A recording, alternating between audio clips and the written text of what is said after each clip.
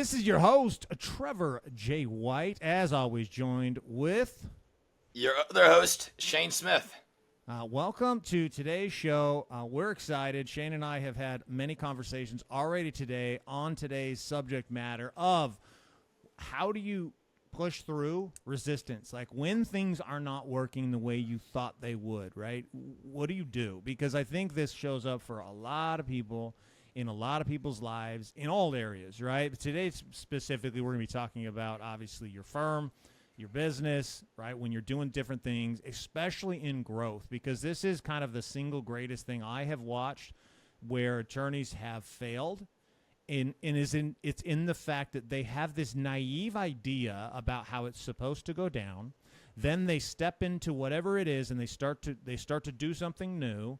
And because their expectations aren't met, they quit.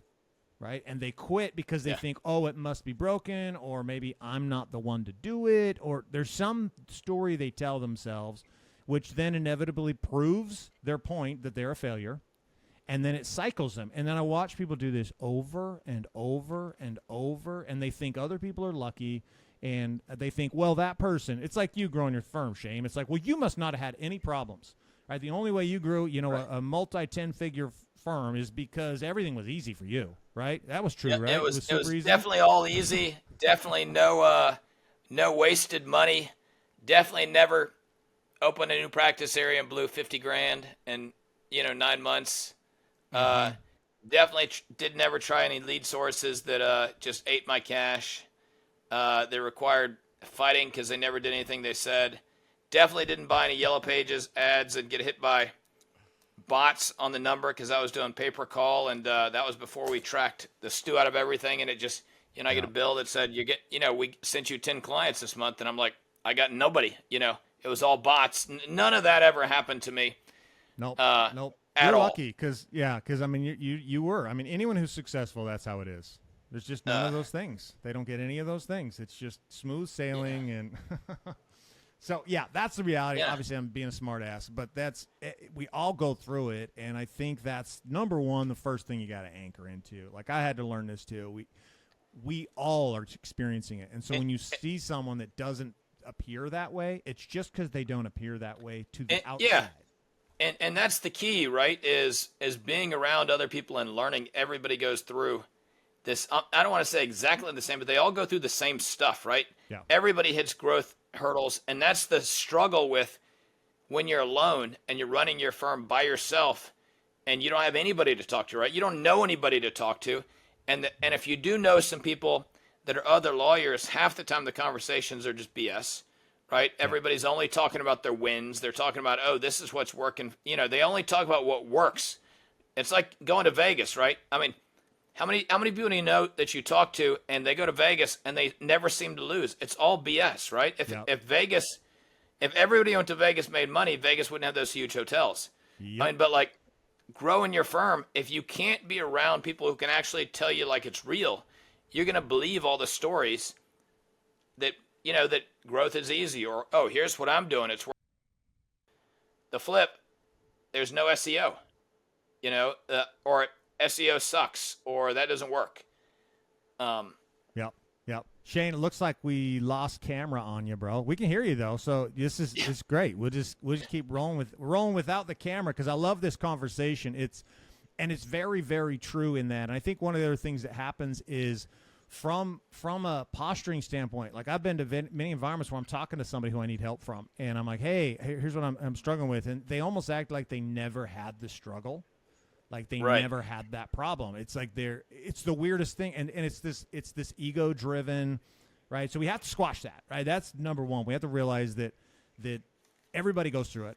We all take a shit in the bathroom and it stinks, right? Even supermodels, even like Calvin Klein, everyone does it, right? And success is actually those who've really built the life that you're looking at, that you're like, hey, this is what I want to go after. These are the targets I've set. You're almost declaring to the world, hey, I want to deal with more problems.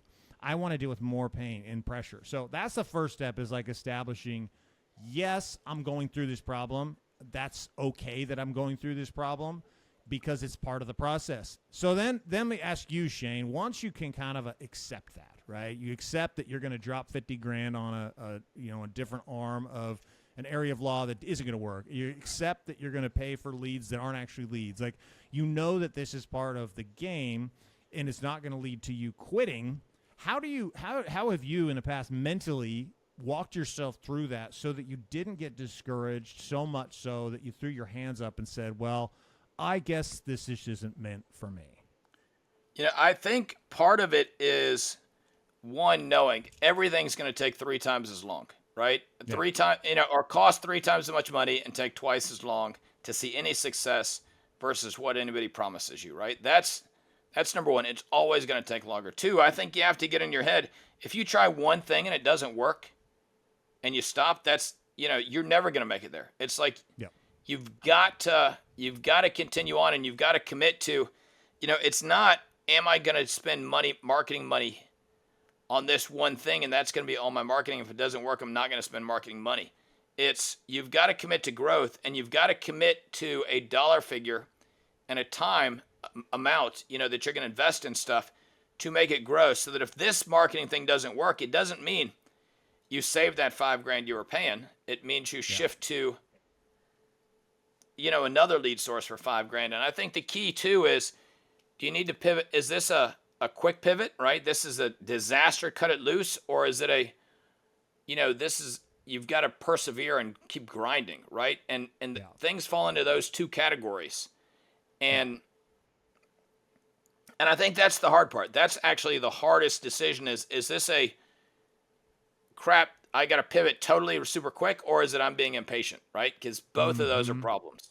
They're super tough. And I think the hardest part about what you just defined is, how do you know the difference, right? Yeah. How do you know the difference? I have struggled with this my entire life. There's this natural part of me that once it gets not exciting anymore, there's a little voice in my head. He's done it my whole life. And when I was much younger, before I really understood this, it took over. That little voice would win. And I would be like, oh, well, this isn't working. Oh, look, that's shiny. Let me go over there and do that thing over there. And then I'd be like, oh, and then everything would follow. And I didn't see that I was doing this. I actually thought it was a superpower of mine, that I was so fun and my life was adventuresome. And then I realized as I was getting a little bit older and I started to see what that was doing to my family, to me, I'm like, I'm going to be doing this till I'm dead. Like, literally, I'm going to do this till I die. I'm not going to actually build anything real, because I keep pivoting and moving around all of this, and I think that can be from direction that you're going in the big picture. That can also come down to the small thing that you do, right? Let's just take a marketing campaign.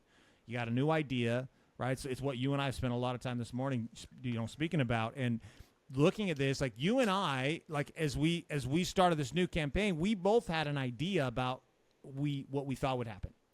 Right. Yeah. And we had some expectations about the way it was going to go and all of this, because you're you with the experience that you've got. I'm me with the experience I have. And we're thinking, okay, let's do this. We both have track records of doing this before in this way. Yep. Like, so there's all sorts of evidence. And this, I think also, this is like the hidden problem inside of it. When you feel like you're doing things you've done in the past that worked, and all of a sudden it stops working. And you're doing, and you're going, and you're like, well, it's not doing it. Wait, what happens here, right? And there has to be a willingness to be completely committed to the outcome, not how you get to the outcome, because you're going to find 132 ways at which it doesn't work, and you'll have assumptions at the beginning. You have to, right? You think I relate this to like creating a business model or a business plan, which I think are funny. They're great because you need to put some thoughts into it, but a business plan is literally a big document based upon guesses.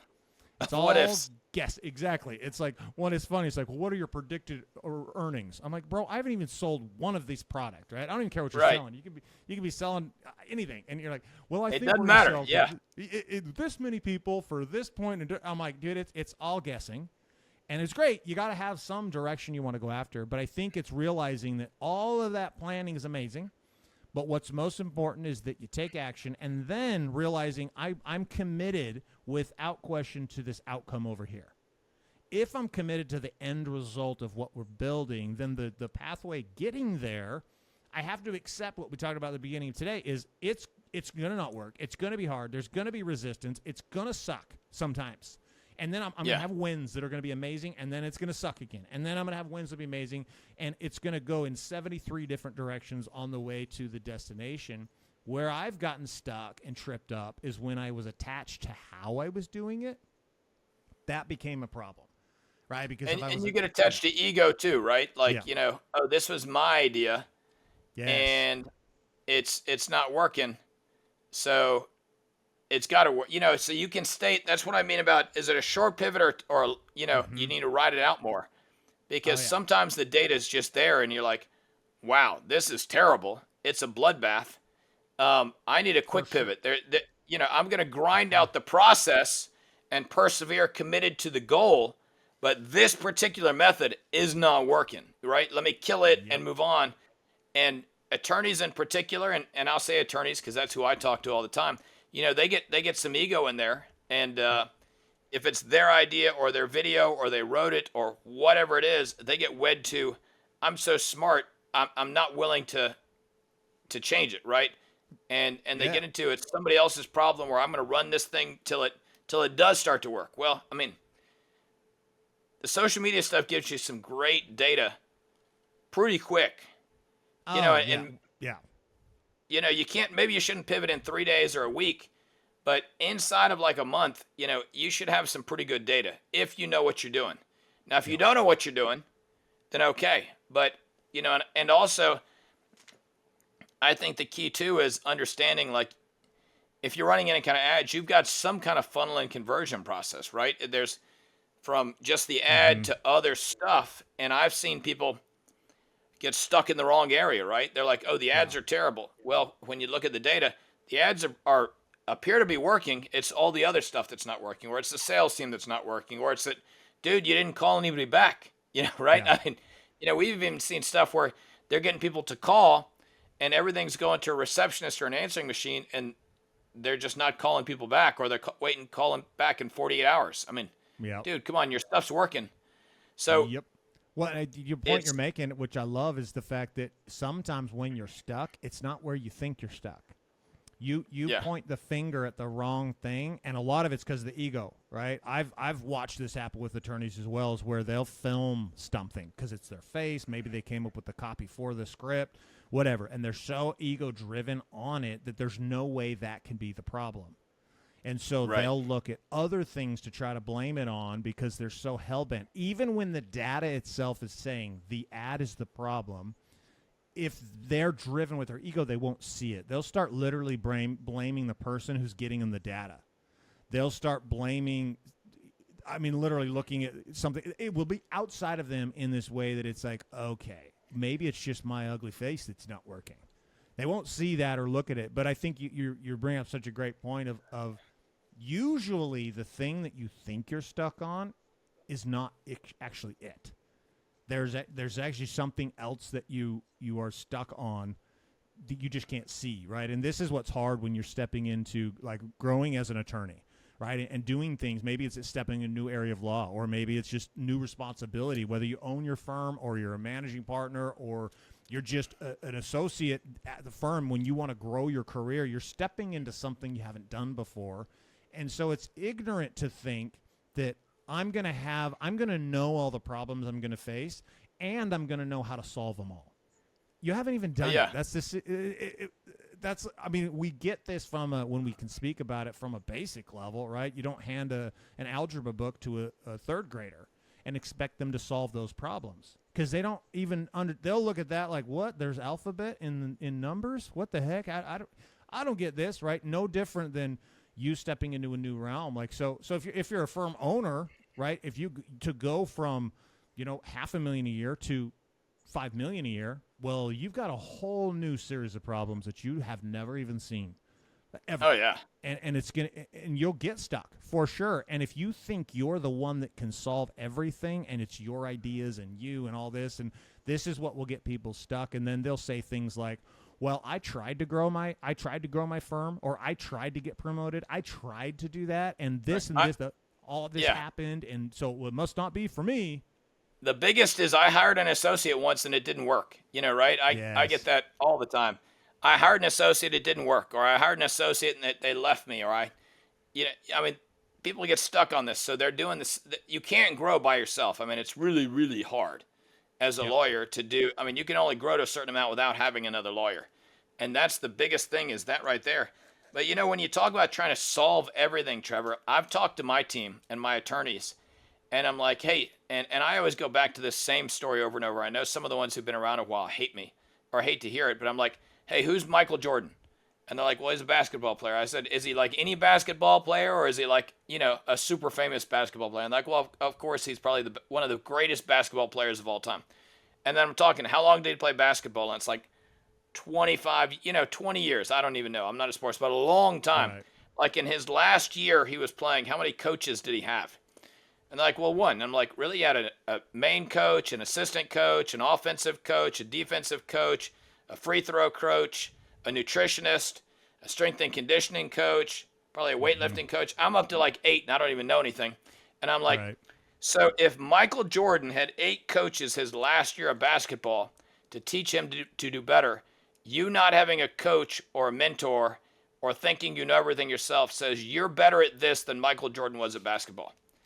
And they're like, well, I mean, when you say it out loud like that, it sounds stupid. I'm like, yeah, Oh yeah. But we talk about that all the time. I mean, Well, low performers and average performers, people who have no growth aspirations and all of that, they look at having a coach or a mentor as, well, that's weird. I would never do that. What a waste of time, energy, effort, and money. It's a common thing. They all say it. It's those, and this is what's crazy, what you're pointing out. High achievers all have a coach, every one of them. And a lot of them have multiple coaches. Because I think, I don't know what it is, because I was that way. Yeah, I was exactly the same way when I was younger, and even in business. Like, I remember my first business, I was such a damn liar that I would go into these masterminds, and I would go get with people that were supposed to help me, and all I did was lie about how big I was and how awesome I was. And I would make the numbers. I wouldn't necessarily say fake numbers, but I would tell everything in a way that it appeared like it was like so much better than it was. Right. Yeah. It was just, I came across, because it was all ego driven. I didn't know how to be honest in that space, but yeah, I put myself in this environment, and I couldn't even take the feedback from anyone else. Like, I couldn't even take it. It was like, no, I don't want this feedback. Like, I don't know. It's really weird. Like, I would not accept coaching. And and the thought of hiring someone to come on board and like to just help me was like, what? Why would I do that? It cost me 10 grand, 20 grand, 30 grand for what? What are you going to do? Like, I'm the one that still has to go do all the work and blah, blah, blah. And meanwhile, my company stays completely stagnant. There's zero growth. I'm not getting anywhere. I'm burning out. I'm about to lose my life. And I ultimately end up divorced and losing everything anyways. But I had this mindset the whole time, like, you don't pay for, even when somebody's like, hey, there's this course you could buy, or even down to, I remember someone telling me a book I needed to read. And I'm all, was it free? And they're like, no, you got to buy it. It's like $20. I'm all, I'm not wasting my money on a book. No, I got lawyers who'll do that too. They're like, well, that book costs $100. I'm not going to buy that, right? That's ridiculous. Or will you buy it for me, Shannon? I'm like, dude, this is going to help you make thousands of dollars more, or tens of thousands of dollars more take-home pay. Maybe you should just buy it and read it yourself. So it's a huge issue. I mean, definitely. And I've even had people say, well, why would I hire a coach? I don't need, I don't need somebody just checking on me and make sure I'm doing everything I'm supposed to do. And I'm like, a lot of folks do, right? Yeah. I mean, even if a coach is merely talking to you about accountability, and I mean, honestly, there's a tremendous value in, hey, what are you going to work on this week? Great. Next week, did you get it done? No. Why not? What are you going to do this week? I mean, honestly, if people would just get along with that, you'd be amazed at how much you'll accomplish. Now, obviously, we do much more than that. We do much more than just, checking on it, asking how you're doing and what you're doing next week. But, I mean, just getting people moving, and there's huge value in that. But back to how you persevere, I guess, when you're hitting that resistance. A lot of it is just knowing it's going to work, right? Being around other people, I think, who've done it, who've won, and you see them, and it lets you know it will work. I mean, I remember when I went somewhere, and I saw a firm, and they were like, yeah, our average fee is $9,000 per case. And they were doing cases just like mine. And I was like, holy cow. Right. Well, if they can do it, I can do it. So then I knew it could be done. So then it becomes an issue of, can I do it? Yeah. Right? If they can do it, then it's real. So then can I do it? And then the good news is then all the responsibility is on me to figure out how to do it, right? So if I hit a setback, okay.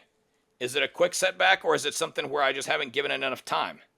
And when am I going to reevaluate this? Or is my team doing it right? Or did I not communicate it well to them? Right? So do I need to circle back to that? There's a bunch of things in there to keep going.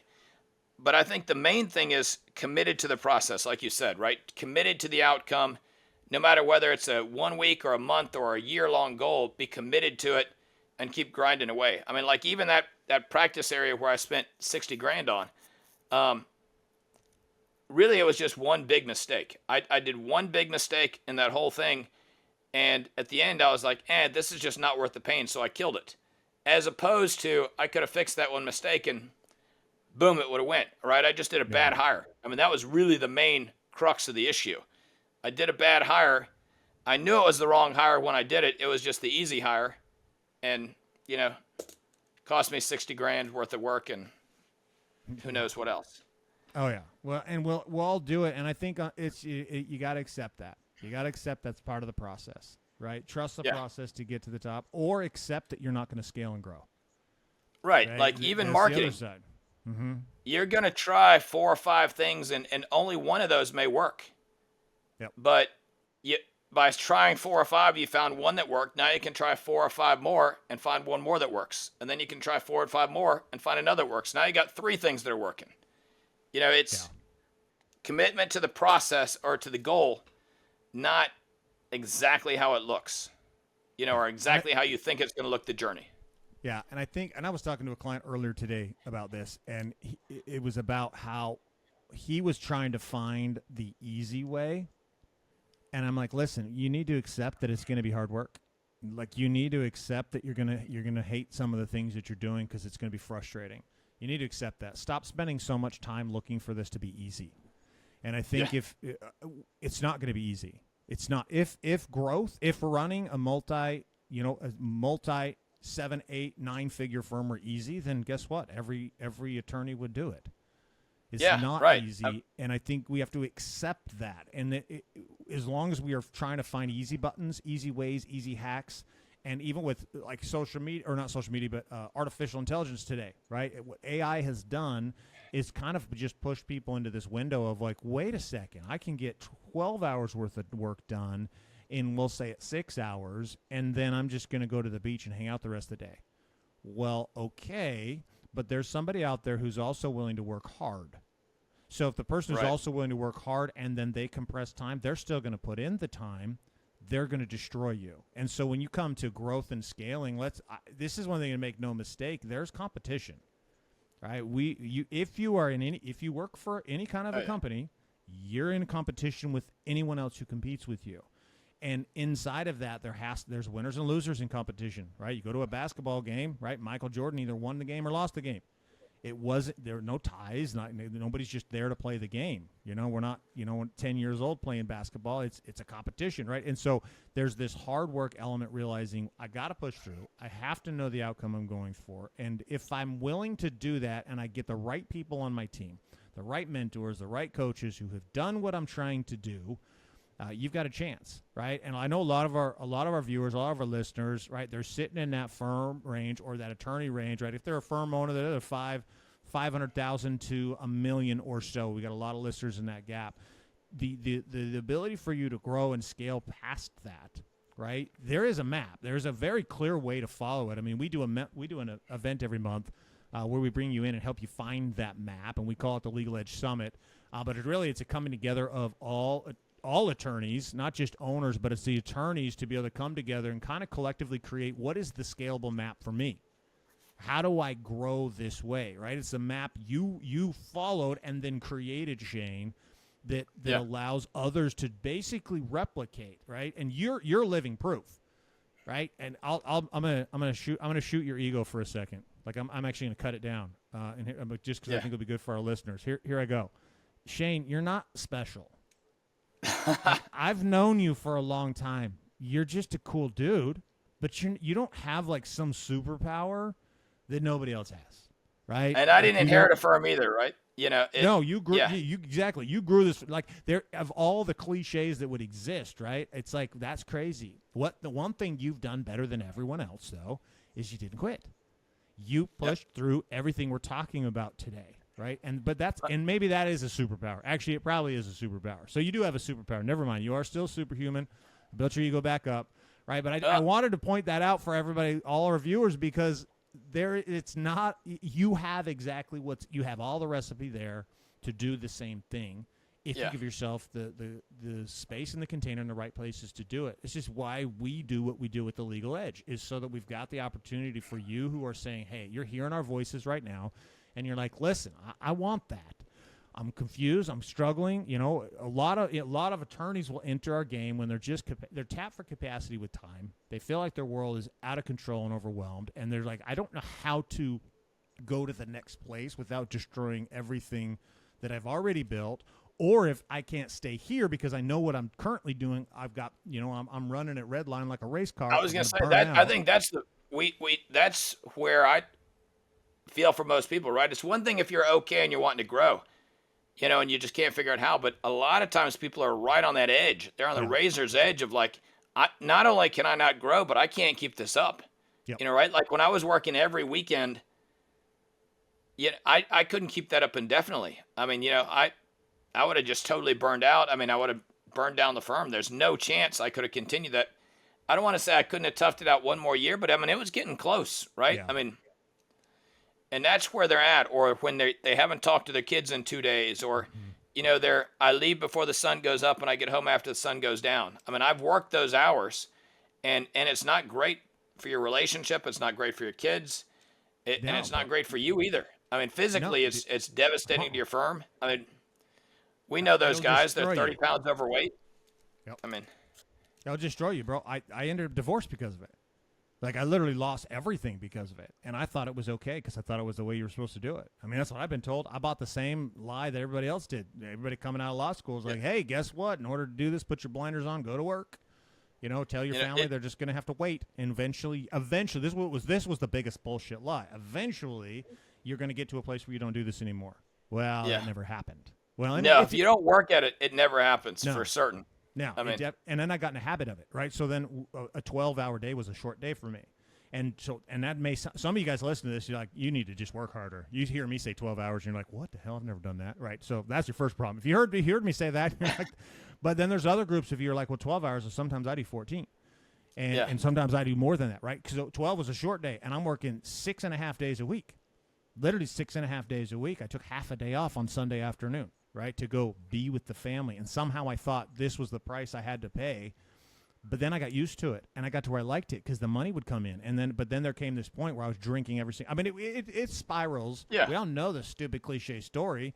To literally, I was divorced, lost everything, and my life fell apart. I was drinking so much that I literally lost everything, like the business, everything. And I'm sitting there's grown ass man with nothing, living in my parents' basement, who had just previously had a multi-million-dollar business, driving exotic cars, living in big-ass houses. Like, I was living the life. And to this thing, why? Because I never would allow someone to help. Because I didn't think I needed it. I thought, well, no, I can somehow solve this on my own. And it's wild that we do it, but we do. And this is what I want. Yeah, I was just going to say, if you follow in somebody else's footsteps or the map or the path they've done, it doesn't make it easy, but it makes it a whole lot simpler, and it makes it a lot more predictable, and you know where you're going.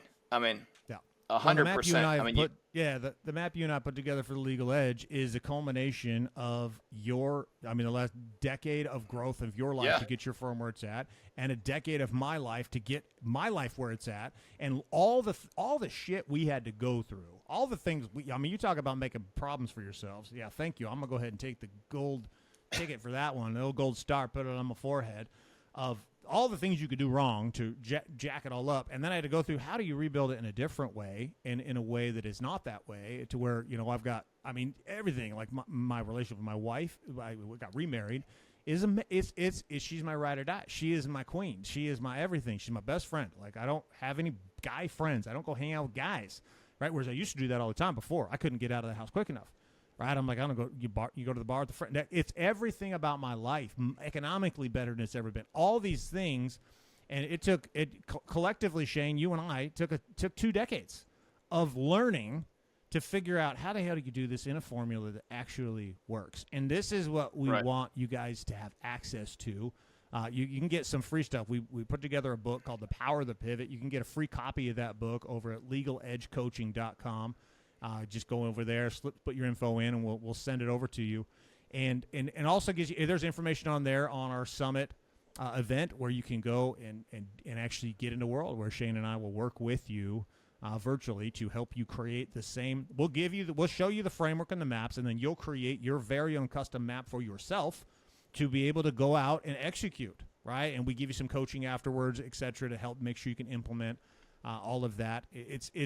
We've made it as easy as possible for you to win. The real question comes down, will you do it, right? Will you actually do the work required? And I'm very aware that not everybody wants to grow, but I have a feeling that if you're watching this show, you do, right? You would have tuned out from anything Shane and I had to say forever ago because what we say wouldn't resonate with you because you'd rather watch Netflix on the weekends and sit there and work 6 hours a day and call it 8, and that's the life for you. So good for you. Nothing wrong with those people. They can go do their thing, but that's not who you are. And so if you truly want to take advantage of it, right, this is your pathway to growth. So any final thoughts you got, Shane? All I'm going to say is remember, growth covers your whole life too, right? It covers creating an awesome life with your spouse and your kids, connection with them. I mean, that's, so many people say, I do all this for my kids and my family. Well, if you burn it all down, it doesn't matter. You care about them so much, but you won't fix your business so you can spend some time on them. Yeah. So just take those 2 cents. And also, you're either growing or you're shrinking because your competitors out there are growing. And they're on top of everything and growing just as fast as they possibly can. So if you're stuck, pretty soon you'll be behind. Yeah. So if you want help with that, head over to legaledgecoaching.com. We appreciate you guys being listeners and viewers of the show today. If you liked or got value from today's show, give us a like or subscribe here on YouTube or over on the audio, wherever it is that you listen to it. Go ahead and share the show up with somebody who also might get value from the content we talked about today.